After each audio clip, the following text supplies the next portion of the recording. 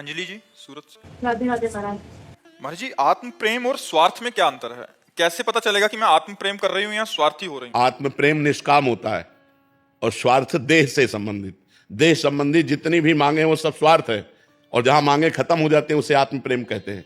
आत्मा में कोई मांग नहीं होती। ब्रह्म भूता प्रसन्नात्मा न शोचति न कांक्षति समा सर्वेषु भूतेषु मद भक्तिम लभते पराम। जो आत्म स्वरूप का ज्ञान प्राप्त हो जाता है, जिसे आत्म प्रेम प्राप्त हो जाता है, वो ब्रह्मभूत होता है। जो ब्रह्मभूत होता है उसमें कोई सोच नहीं रह जाती, कोई चाह नहीं रह जाती। प्रसन्नात्मा, अखंड आनंद। जब अंदर आनंद का अभाव होता है तब हम बाहर आनंद खोजते हैं। जब अंदर का आनंद मिल जाता है तो बाहर फिर आनंद की चाह नहीं रहती। बाहर आनंद है नहीं, आनंद का भास है।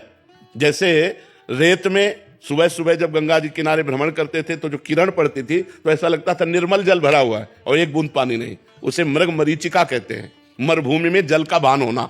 तो ऐसे ही संसार में आनंद का भान हो रहा है। हमें लगता है इस शरीर को भोग लें तो हम सुखी हो जाएं, लेकिन उस शरीर को कोई भोग रहा है और वो किसी और शरीर को देख रहा है। हमें लगता है इस वस्तु को भोग लें तो हम सुखी हो जाएंगे, लेकिन उस वस्तु के भोगने के बाद और दूसरी वस्तु की चाह हो जाती है। अगर आनंद होता तो तृप्ति हो जाती। आनंद है भगवान के नाम में और भगवान के चरणों में। देखो, केवट जब भगवान के चरण धो रहा है तो अति आनंद उमगी अनुरागा चरण सरोज पखारन लागा। क्या फल हुआ?